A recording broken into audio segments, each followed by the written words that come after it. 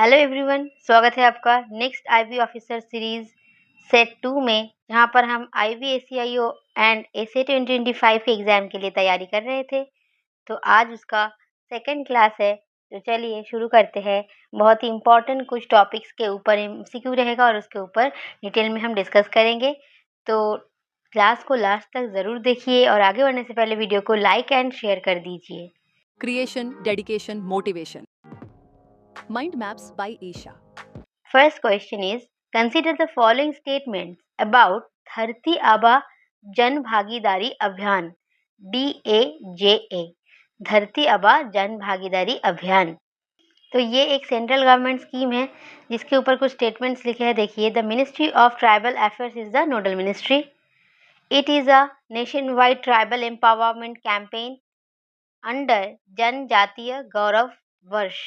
November 15th is designated as जनजातीय गौरव दिवस in India.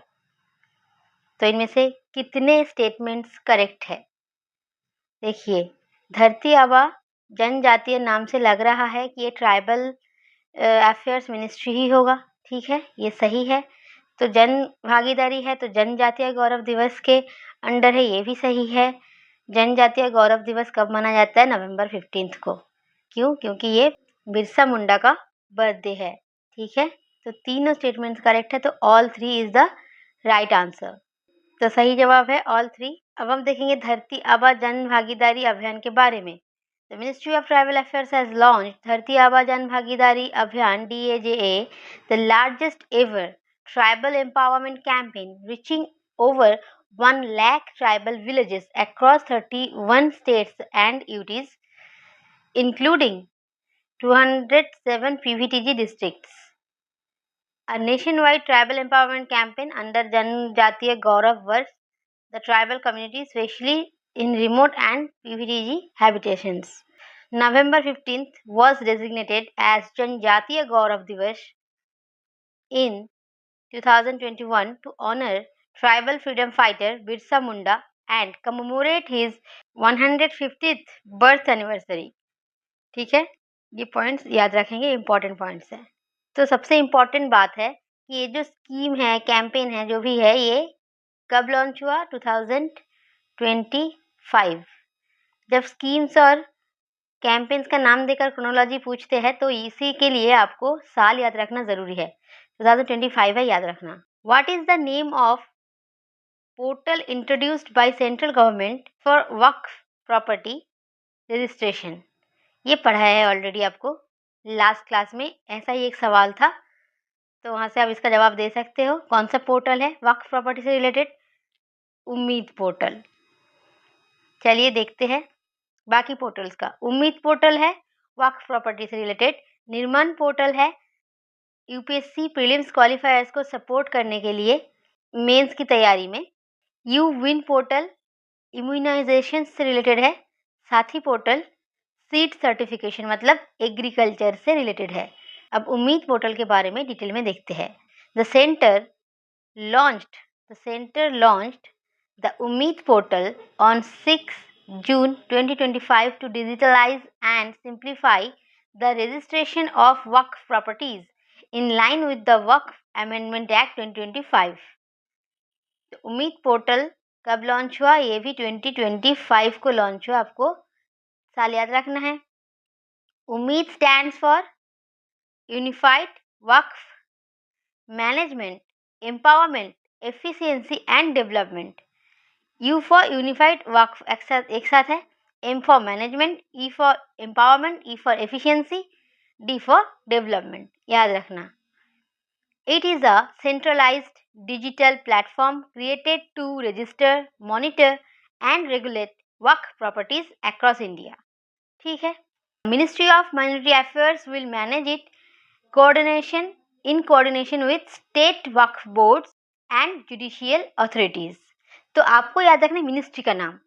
कोई भी पोर्टल लॉन्च हुआ हो, कोई भी स्कीम आया हो न्यू, या फिर कोई भी कैंपेन हो, उसके साथ रिलेटेड जो मिनिस्ट्री होता है उसका नाम याद रखना बहुत ज़रूरी है। इससे पहले धरती आबा का मिनिस्ट्री था वो जनजातीय था, तो इसलिए माइनॉरिटी अफेयर्स था। यहाँ पर भी उम्मीद पोर्टल वक्फ बोर्ड से रिलेटेड है, तो ये माइनॉरिटी अफेयर्स मिनिस्ट्री के अंडर ही आएगा। ठीक है, याद रखना, important point.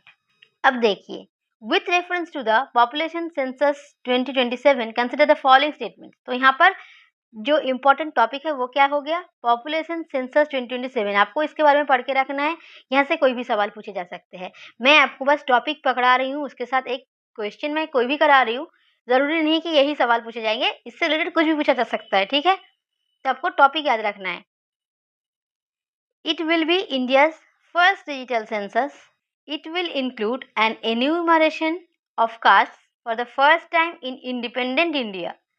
The reference date for the non-synchronous snow-bound areas is same as plain areas of the country। मतलब जो रेफरेंस डेट है, जिस डेट को सेंसस होने वाला है, तो एक ही दिन में स्नो बाउंड एरिया और प्लेन एरिया में होने वाला है। क्या ये बात सही है? क्या ये बात सही है? ये बात सही है, ये बात भी सही है, ठीक है। डिजिटल सेंसस है, फर्स्ट डिजिटल सेंसस है, और इंडिपेंडेंस के बाद से लेकर अब तक का ये पहला कास्ट बेस्ड सेंसस है, ठीक है। लेकिन क्या ये बात सच है कि स्नो बाउंड एरियाज में और प्लेन एरिया में सेम डे पे होने वाला है? नहीं, ये गलत है। तो सही जवाब है 1 और 2। सही जवाब है 1 और 2। अब देखते हैं पॉपुलेशन सेंसस 2027 के बारे में। The government has officially announce India 16th census है, 16th सेंसस है, will be conducted in 2 phases। देखिए 2 phases में, with reference dates of October 1 2026 for snow bound areas. तो स्नो बाउंड एरियाज के लिए अक्टूबर 1 है। मार्च 1 1 मार्च को 2027 के 1 मार्च को rest of the country, plain areas बोल सकता है या फिर रेस्ट ऑफ द कंट्री। तो स्नो बाउंड एरियाज के लिए कौन सा डेट चुना गया है? 1 अक्टूबर 2026, और 1 मार्च 2027 चुना गया है बाकी कंट्री के लिए। This will be the first nation wide caste based enumeration since 1931। Important point, important है, याद रखना।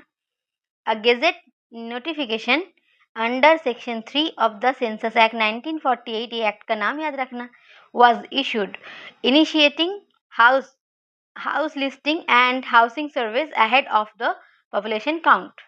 आपको ये सेक्शन और सेंसस एक्ट का नाम याद रखना है, डेट याद रखना 1948। अब आपका सवाल देखिए, which city has become home to India's first green hydrogen hub under national green hydrogen mission. तो यहाँ से इम्पोर्टेंट क्या है? नेशनल ग्रीन हाइड्रोजन मिशन, ये जो पॉइंट है बहुत इंपॉर्टेंट है। आपको नेशनल ग्रीन हाइड्रोजन मिशन के बारे में सब कुछ जानना जरूरी है, यहाँ से सवाल पूछे जाएंगे। तो यहाँ पर पूछा गया है India first green hydrogen hub कहाँ पर बनाया गया है, कौन सी सिटी में? सही जवाब क्या है? पुणे, विशाखापट्टनम, गांधीनगर, दिल्ली। क्या होगा? विशाखापट्टनम, ठीक है। तो सही जवाब है विशाखापट्टनम, आंध्र प्रदेश। अब देखिए नेशनल ग्रीन हाइड्रोजन मिशन के बारे में।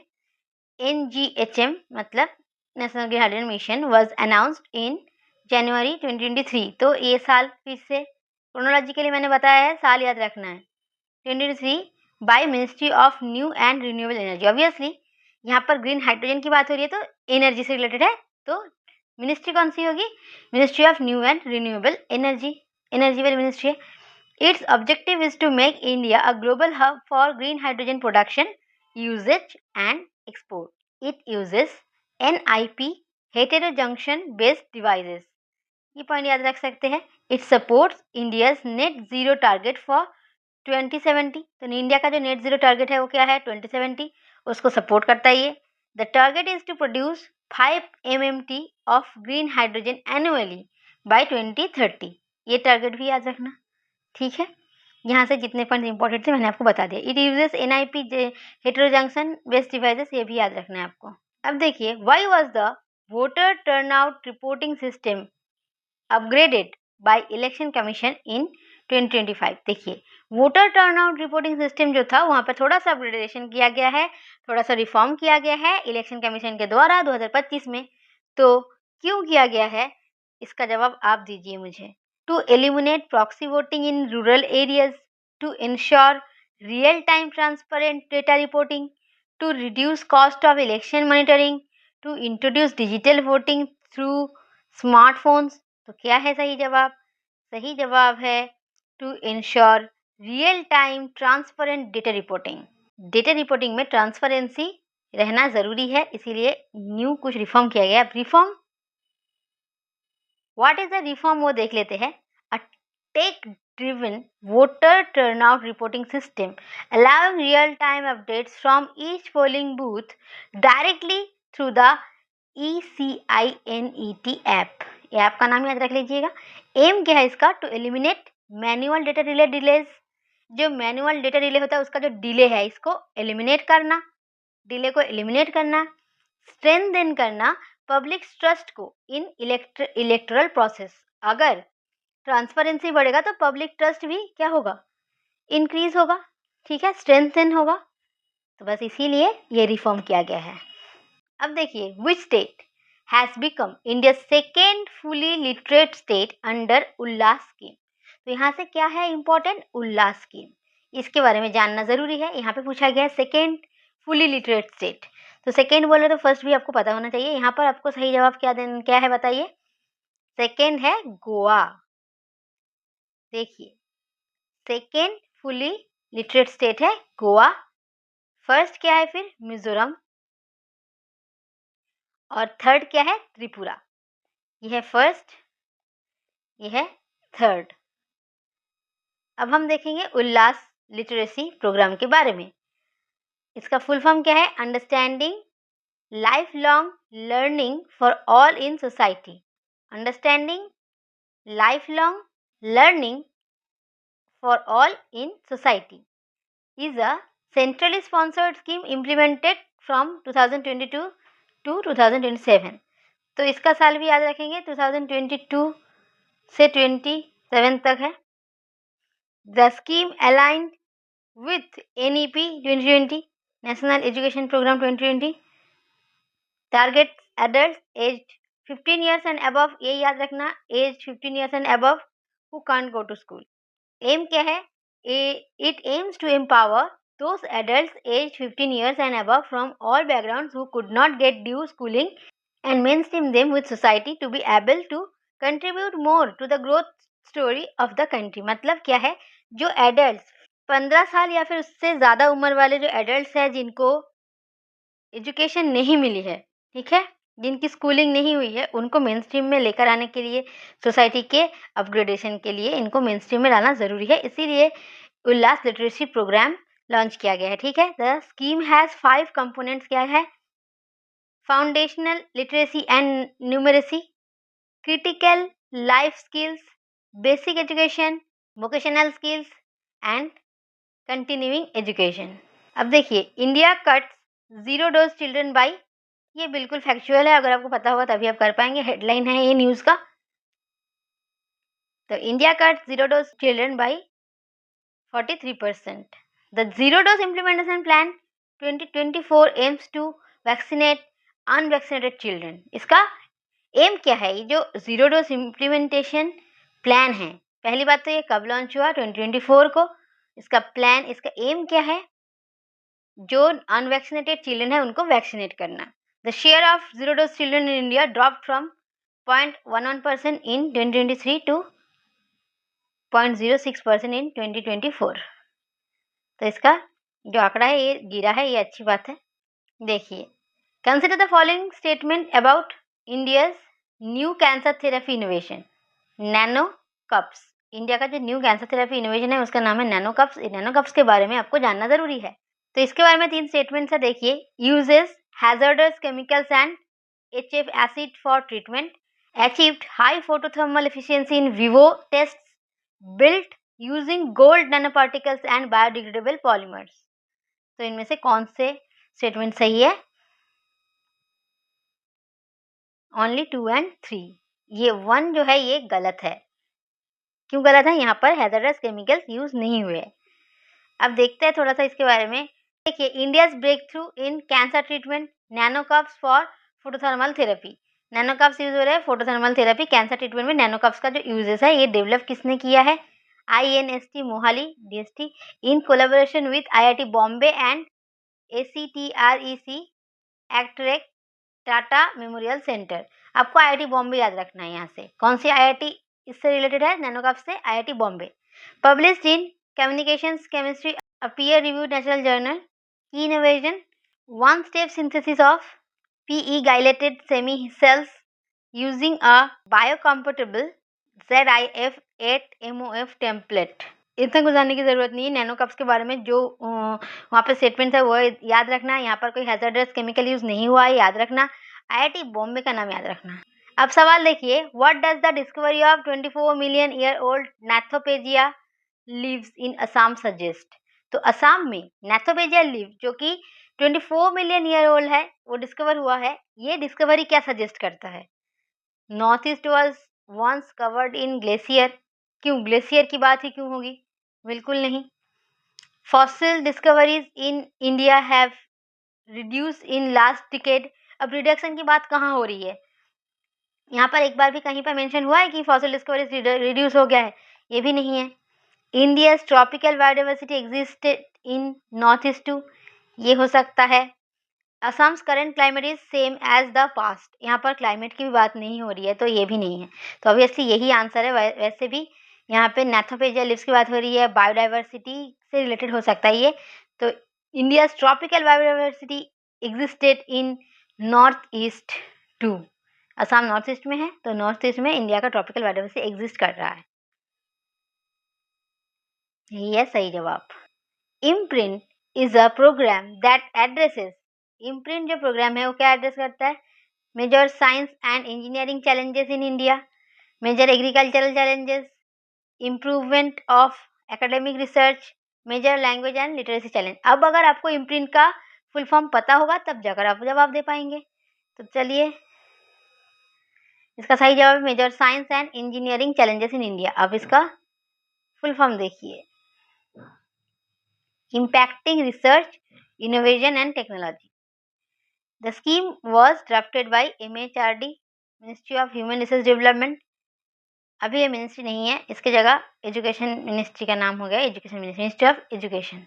Imprint is the first of its kind MHRD supported pan IIT plus IISc joint initiative. जितने भी IITs है और IISc बेंगलोर, इसका जॉइंट इनिशिएटिव है to address the major science and engineering challenges in selected domains that India must address and champion to enable, empower and embolden the nation for inclusive growth and self resilience. तो ये जो challenges है, major challenges है science और engineering के field में, वो challenges को एड्रेस करना और फिर उसको हटाना, चैलेंजेस को, यही है इस कैंपेन का या फिर ये जो इम्प्रिंट प्रोग्राम है इसका इनिशिएटिव।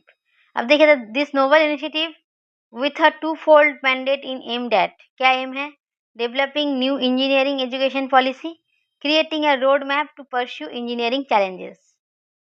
ठीक है, बस आपको इतना याद रखना है, इम्प्रिंट जो है ये रिलेटेड है साइंस एंड इंजीनियरिंग चैलेंजेस से। ठीक है, साइंस के और इंजीनियरिंग चैलेंजेस को क्या करने के लिए? एड्रेस करने के लिए। बस इतना याद रख लीजिए, यहाँ से आपका काम हो जाएगा। तो इसी के साथ तो आज का क्लास इस कोट के साथ हम ख़त्म करेंगे, रिस्क टेकर्स और बिग मेकर्स। देखिए, कभी कभी एग्जाम में क्या होगा, यहाँ पर मैंने ये कोड इसीलिए दिया है। देखिए, ऐसे सवाल पूछे जाते हैं स्टेटमेंट बेस्ड, तो कभी कभी क्या होगा, आपको रिस्क लेना पड़ेगा। अगर आपको 4 स्टेटमेंट दिया गया है, 3 स्टेटमेंट दिया गया है, वहाँ से आपको 2 का आंसर पता है और 1 नहीं पता, कभी कभी क्या होता है, आपको अपना कॉमन सेंस यूज़ करना होता है। कॉमन सेंस यूज़ करके आपको उसका जवाब अगर नहीं भी पता है, नहीं भी आता है, तब भी आपको देना है। जैसे पहला वाला सवाल था, जनजातीय धरती आबा जनजातीय जो प्रोग्राम जो उसके बारे में था, तो वहाँ पर जनजातीय देखकर आपको मिनिस्ट्री ऑफ ट्राइबल अफेयर्स नहीं भी पता हो, आपने वो पढ़ा भी नहीं हो, तब भी जाकर आपको वहाँ पर थोड़ा सा रिस्क लेना है। रिस्क लेंगे तभी जाकर आप बिग मेकर्स बनेंगे। Risk takers are big makers. Exam में देखना, जो भी टॉपर्स बनते हैं उनसे पूछना, तो वो भी जो टॉपर्स है वो भी एग्जाम में कभी कभी रिस्क लेते हैं। ऐसे छोटे मोटे रिस्क तो लेना पड़ता है, जिसको कहते हैं स्मार्ट वर्क। आपको एग्जाम में स्मार्टली उसको डील करना है, एग्जाम में क्वेश्चन को। अगर आपको थोड़ा सा आता है, बस एक ऑप्शन नहीं आता, उसके लिए क्या आप छोड़ देंगे उसको? नहीं, वहाँ पर अगर आपको लग रहा है आपका कॉमन सेंस काम कर रहा है, तो आपको उसको करके आना है। इसका PDF आपको टेलीग्राम चैनल पे मिल जाएगी। मुझसे कांटेक्ट करना है तो @mind map by एशा, ऐसे MMBE ऑफिशियल लिख देना। ऑफिशियल लिखकर मुझे टेलीग्राम पे कांटेक्ट कर सकते हैं। अगर चैनल को सब्सक्राइब नहीं किया सब्सक्राइब कर लीजिए, क्योंकि मैं इंपॉर्टेंट क्लासेस आपको प्रोवाइड करती हूँ एग्जाम से रिलेटेड। और मुझसे आप इंस्टाग्राम पे भी कांटेक्ट कर सकते हैं। मिलते हैं अगले वीडियो में, तब तक के लिए जय हिंद।